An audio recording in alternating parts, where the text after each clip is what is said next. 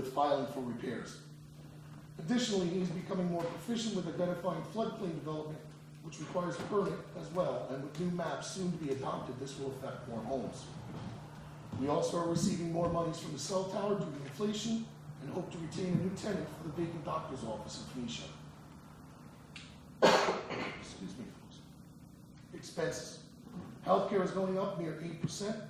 This is not a hard figure, but an estimate from our agent. She did update us that costs could go as high as 13% or as low as 4%. It will remain unclear as the healthcare providers do not provide solid figures until within 60 days of the renewal, which is January for us. She did not have numbers available for dental or eye care yet, but should have hard figures by mid-October. Employees. I placed a 2% increase for most general employees with a 3% for a few whose workload has increased or is anticipated to increase over the coming year. I'm also adding 2 hours a week for one of the deputy clerks to bring her to the town standard 7-hour day. I'm adding a few more hours to the building inspector as he begins working on floodplain information to help us all reduce flood insurance rates. The increase in hours is minimal and will keep him within part-time employee requirements. Lastly, I'm assigning an additional day from 2 days a week to 3 for the museum director as requested from the museum board, as she responds to more genealogical requests. I ask that you recognize that the full-time employees are contributing more to their healthcare costs, and those costs are rising as explained in previous years. A 2% raise is essentially a wash in their income against the healthcare increase. Additionally, I'm proposing a 1% raise for elected officials and administrators and a 1% increase for police. As proposed in the draft police contract, I'm adding 1% for the police as we anticipate completion of the contract over the next few weeks. Social services and election costs. Due to county takeover of these costs, we no longer are responsible for social services costs and have 1 year to go on the final county takeover of election costs. These account for a $20,000 reduction in our total costs. Bond repayment and capital investment. With the new ambulance being considerably cheaper than the previous, we were able to show a near $5,000 decrease in this cost. I moved those monies to the capital improvements line as we continue to build that account for future capital costs. Retirement is actually going down due to more people getting hired at higher tiers and a better return on investments made by the state, which means a lower contribution rate for us. Meaning overall our contribution rate is less, saving us around $20,000 on the general and $20,000 on the highway. As the cemetery funds we received last year upon taking ownership are finite, we need to slowly move away from this fund, thus showing a decrease in the use of this fund. The largest increase in expenses here, aside from healthcare as explained, are increases in road maintenance and salt and calcium prices. These are imperative to our ability to repave roads and keep them clear during winter storm events. The highway employees' contract is up in January, and the highway employees have been cooperative in the past with the town, securing a 0% increase. When the contract gets approved over the coming months, we will count on their continuing cooperation. Phoenicia Water, as of right now, we're showing a 1.95% tax increase for the district. This number may go up, but it is dependent on a number of upcoming factors, including the bids for the Bridge Street main repair, which will dictate the amount of water district will have to borrow from the town to complete the repair before winter. In anticipation, I have increased the capital fund, which would be changed to reflect any installment payments necessary once bids are received, and we can agree to terms and length of repayment. As of right now, there is no proposed change in the cost for the Pioneer Water District. Fire lighting in libraries, except in Phoenicia, fire districts are proposing 2% increases. The lighting districts increased slightly as we work to get off the fund balance usage, and the libraries are not pursuing any increases this year. Overall, in the general, with all the changes, the general budget spending is up 0.23%, meaning the proposed spending is a hair less than $6,000 more than this year, from $2,325,971 to $2,331,276. This combined with an $11,000 increase in non-taxable revenues is what creates a 0.32 decrease in the general tax levy. Highway, the spending is up 1.18%, from $2,162,054 to $2,187,554, and a highway tax levy increase of 1.54%. Overall, the accountant is re-reviewing the figures, but assures me that we will not need to pass a resolution to exceed the tax cap. The cumulative tax increase, including the special districts, is roughly 0.54%, which in turn translates to an increase of $5.40 in town taxes if you paid $1,000 in town taxes last year, which of course is barring any change in your assessment. We have resolutions to first adopt the tentative budget as a preliminary budget and to set up a public hearing for the final budget prior to next month's meeting on Wednesday, November 4th, 6:30. DOT. New York State DOT is looking to replace the bridge along Route 42 by Glenbrook Park with a higher and longer bridge in order to make the bridge resilient to the 100-year flood. In order for them to accomplish this feat, they met with Eric and I to discuss their options. They will need to place a temporary bridge on the side closest to the police and ambulance building with an engineered approach, which requires them to take possession of a portion of the land through easement. Additionally, they will be responsible to maintain our access to the gravel bank. That access grade will have to change, and DOT is willing to take material possession of this portion of the land in order to properly grade and maintain that entryway. They have submitted contracts to the town for both these actions, $500 for the easement and $9,025 for the purchase. Neither portion is used for any purpose other than driveways for the building. We have a resolution tonight to move this action forward to get the bridge replaced. Construction may begin as early as next spring. Kiosks. There are two resolutions concerning the kiosks. One is to award a contractor the bid to construct these kiosks and complete the work under the New York State DEC Smart Growth Grant. The other is to finalize land use agreements with the landowners where two of the kiosks will be placed. One on the Kirk property in Phoenicia and the other on the Knappel property in Pine Hill. In essence, the town is responsible for the maintenance of the structure, and the landowners retain the right to have it removed if it becomes a burden to them or their property. Repair. We hope to have bids on the necessary repair to the portico at the Morton Library, town-owned structure. It will not be an easy task as it may be complicated if any further moisture decay is identified during demolition. This needs to be accomplished before the onset of winter. Phoenicia Water.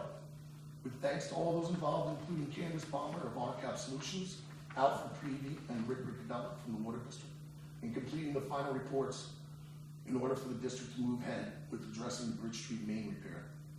This has been an arduous grant process, but last Friday the town went out to bid for the repair. There's a meeting and site visit for interested contractors this Wednesday in order to get contractors familiarized with the scope of work to be performed.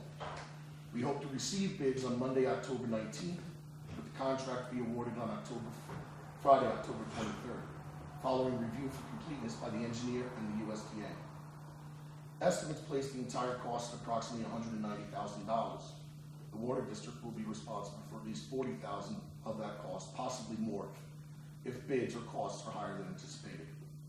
Adding insult to injury, we already know that the materials needed could take 3 weeks to a month to manufacture, which places the start of construction somewhere between mid-November and Christmas. Ultimately, this work needs to be completed before winter. Miscellaneous. If you may or may not be aware, the U.S. Labor Department paid the town a visit to review payroll records for all town departments. Following the New York State Comptroller's Office a few years back, we've updated our record keeping, payroll reporting, and protocols to ensure clarity and verification of our payroll. We have provided them any record requested, and they have conducted interviews with multiple employees in several departments. We await the report back to us, which could be over the next few months, if at all.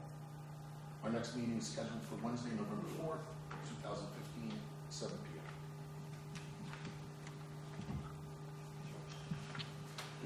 Council, any communications? No. Joyce? Yes. Okay, we had our spay and neuter clinic last weekend, and we also have a mobile vet unit that comes here every other month. And I wanted to thank our vet, Bridget Bloom. She's from down in Rosendale. And she also has given us a break on spay and neutering cats. If you see these posters around, kind of explains it. We had about 25 cats got spayed last weekend, which is great. And it only cost local people $25 a shot. Wasn't great for the cats. No, the cats, yeah, they were too good. That's okay, they got over it. So, normally a vet bill costs you well over $100 to get a cat spayed. She gave us, her vet van's like $75. She gave us a break of $55. Plus the Shandaken Animal Volunteer people, the group, they put in $30. So, hence you only have to pay $25 to get your cat spayed. So it's a pretty good deal, and we're really lucky to get something like that. So if you can, taking advantage of that, they're coming back in December. You can check our website or our Facebook page about that. And upcoming events, this Tuesday at the Phoenicia United Methodist Church is the Fresh Pork Dinner, 5 to 7. And we have the one-on-one computer help up in Pine Hill now on the second Friday of each month, which is this coming Friday, 6 to 7:30. And you can either bring your own electronic device or use their computer. And the next computer help night is in Phoenicia. That's the third Friday of the month. There's a pancake breakfast at the Memorial United Methodist Church on Saturday, October 17th from 8 to 11. And the doo-wop dance is coming up on October 24th at the Parish Hall. And the other thing, I don't have a poster with me, but there is a fundraiser for Sheila Meister, Madeira Brown, and that's going to be Sunday at the Legion Hall at around 2 o'clock, I believe. And that's it. That's chicken barbecue. Committee reports. I don't see Mr. Rich. No. Wrong Rich. You want to read the ambulance? I go get dinner. September 2015 report for the ambulance. Total calls received, 25. Mutual aid given, 2. Olive First Aid. Mutual aid received, 1. West Hurley and Olive First Aid for standby and water rescue. Despite our very tough start to this month of September, our ambulance service has had a slight respite in comparison to the past few months, which made for our busiest summer in recent history. Our mandatory biannual New York State Department of Health comprehensive inspection for certification to operate as an ambulance service occurred without any major complications, and our medical staff is now in the process of completing updates on newly revised treatment protocols in New York State. Speaking of changing protocols, many of you have been very familiar with a tool that we as an ambulance service call a backboard. Generally speaking, we would utilize this tool if someone was to suffer a traumatic injury such as a fall, motor vehicle accident, or most frequently a skiing accident, to ensure that the injured person would not move and further injure their spine. Part of the aforementioned statewide treatment protocol change is the mothballing of these backboards for other means of spinal restriction. So if you find yourself or someone else around you in an unfortunate predicament, rest assured that soon you won't be counting light fixtures on the roof for our ambulances anymore. So vehicle number 7850, total of 53, it's out of service mechanically. Vehicle 7851 had 826 miles on it. Vehicle 625 had 616 miles on it. And vehicle number 626 had 314 miles on it. And Rich says, stay safe out there. Thank you. Please.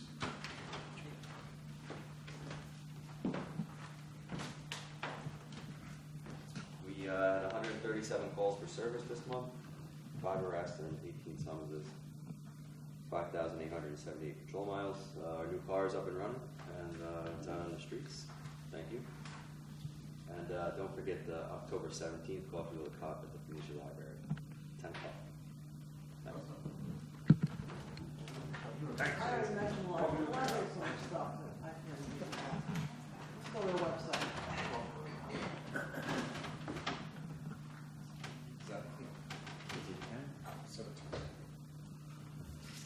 Future water. Alfred.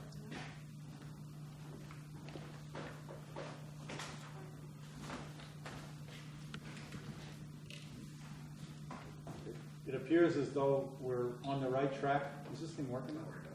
Okay, we're on the right track to where we need to be with this water main replacement. And it's largely thanks to Rob and Candace, who did most of the heavy lifting.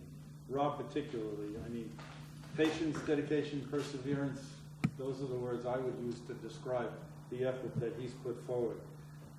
It's just amazing, the bureaucratic nonsense that goes into it. It almost makes it seem to me as if it's almost not worth it, except there's 150 grand at stake, so it is worth it. And it's time that the town addressed the salary injustice with our supervisor. It's just, what he gets paid is totally out of whack with reality. So And another word about Eric Hoffmeister. Different subject altogether, about his mother's passing. I've seen Eric care for her on every level imaginable, from taking her down to the hospital, taking her to doctors, never a word of complaint, ever, that I noticed.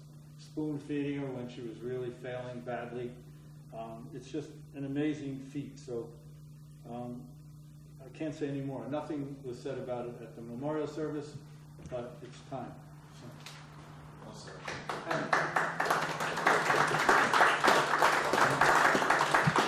The next meeting is on the 21st, 6:30 at the library. Thank you. And again, I know you and Candace and Rick pour over those, again, another set of what I say are redundant documents for the USDA loan removers. Great.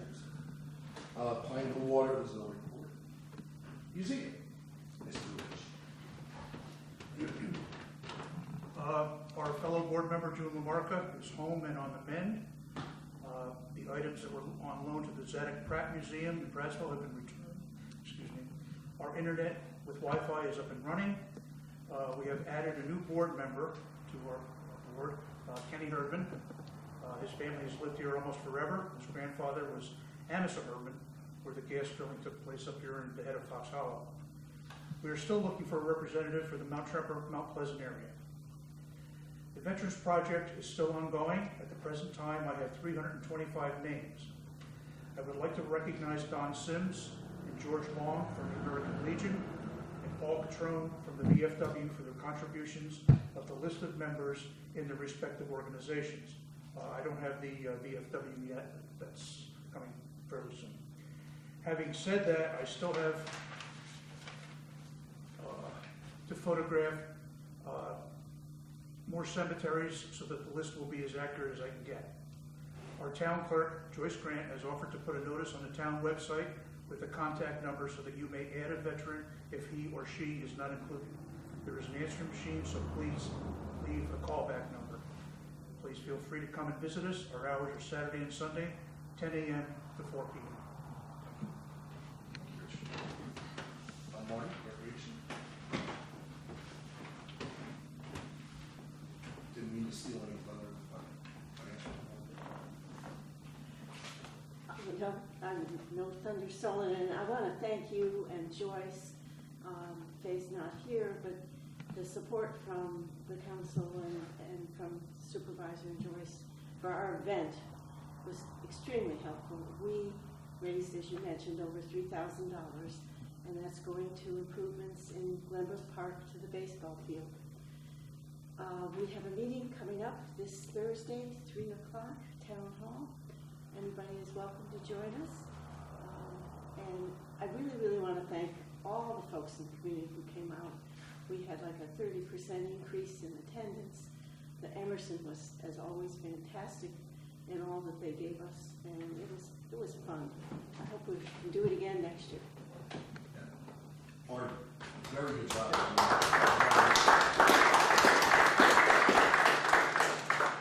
Shandaken. Public comments and resolutions. Tina? I have a question. Yes.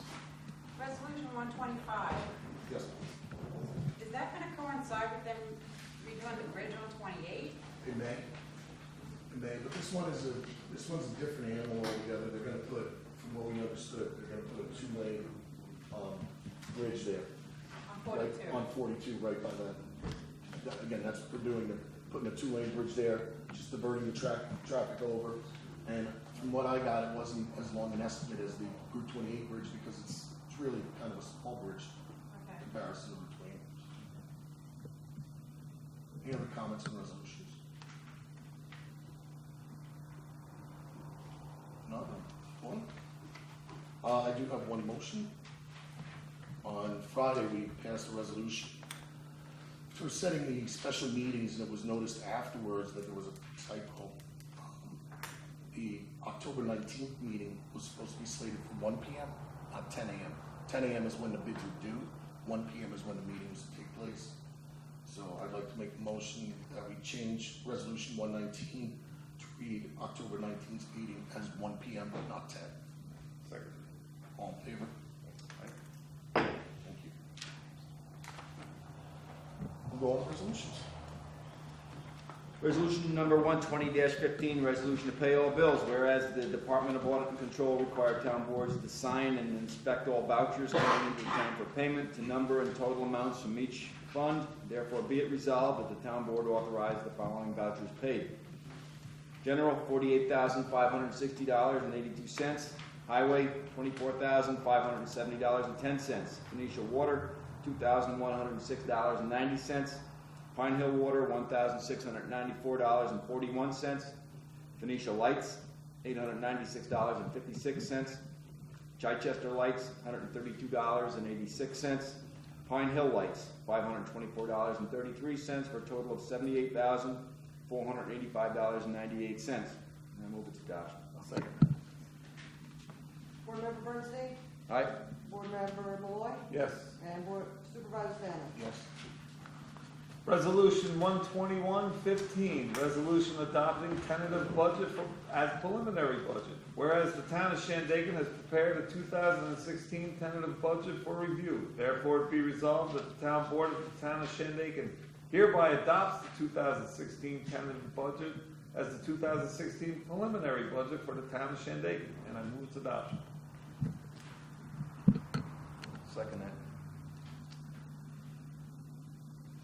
Board Member Bernstein? Yes. Board Member Malloy? Yes. Supervisor Stanley? Yes. Thank you. 122-15, resolution for public hearing on 2016 town budget. Whereas a public hearing is held every year for the purpose of hearing all those in favor or against the adoption of the preliminary budget for the town of Shandaken, is the annual budget. Therefore, be it resolved, the town board of the town of Shandaken will meet and review the 2016 preliminary budget and hold a public hearing thereon at the Shandaken Town Hall on November 4th, 2015 at 6:30 p.m. And at such hearing, any person may be heard in favor of or against the preliminary budget as compiled, or for or against any items or items contained therein. I move its adoption. Second that. Board Member Bernstein? Aye. Board Member Malloy? Yes. Supervisor Stanley? Yes. Award, resolution number 123-15, award kiosk bid. Whereas the town board of the town of Shandaken advertised for bids with installation of 4 town information kiosks funded by Smart Growth Grant, therefore be it resolved, the town of Shandaken town board award the bid to. We have 3. First one's from John Michelati, 338 Oliveria Road, Big Indian, New York, 12410.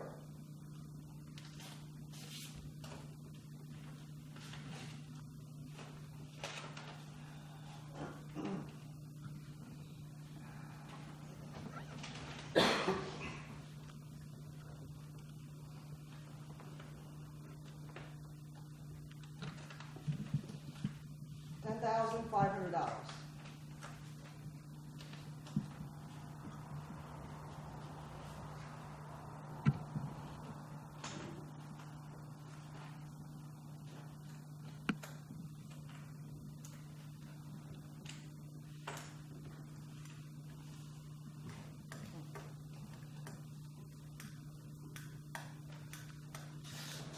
Second one's from Above Standard Construction, Thomas Anderson, 46 Broad Street, West Hurley, New York, 12491.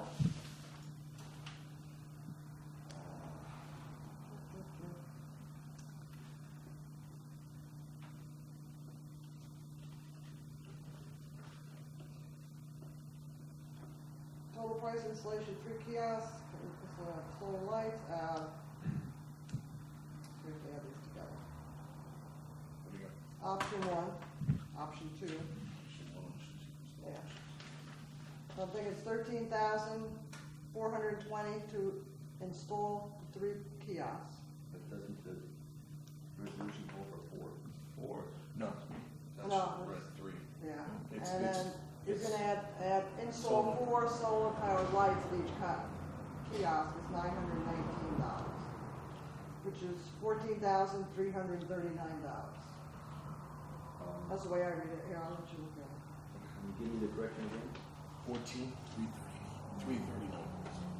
And two questions, Yeah, that's what I get. The resolution, you're talking 4 town, you're saying it's not 4? There's only 3 to be constructed, one's already constructed. But the one that's already constructed needs a bluestone base put in as well as the solar lighting.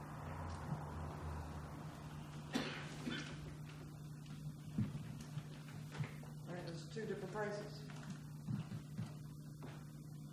Yeah, that's what I'm reading. What it was.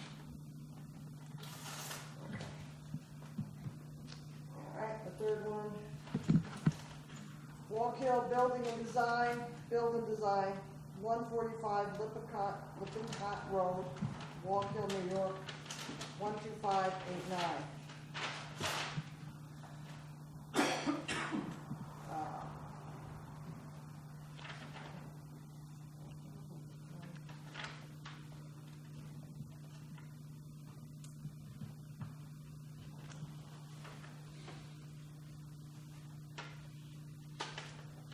Okay, solar costs, they're, an install based on units chosen. Depending on what units you choose, bid would be either 1,600, 2,000, or 2,400.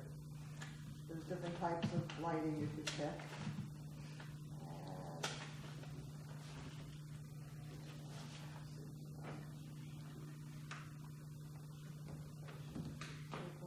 Installation installed.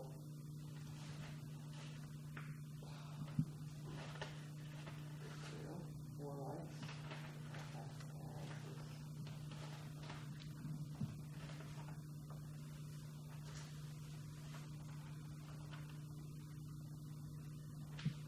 So, I guess that's for everything. Where's that here? I have to deal with this guy. It's crazy.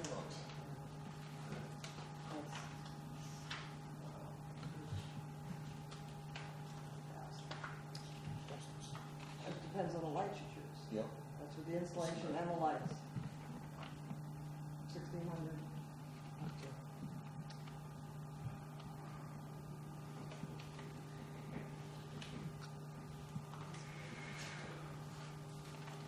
Well, being this was supposed to be lump sum.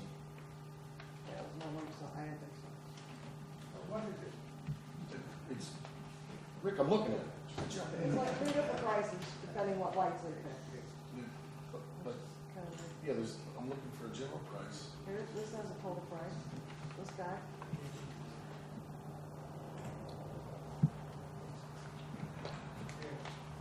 I'm looking at a price here, and I think that's,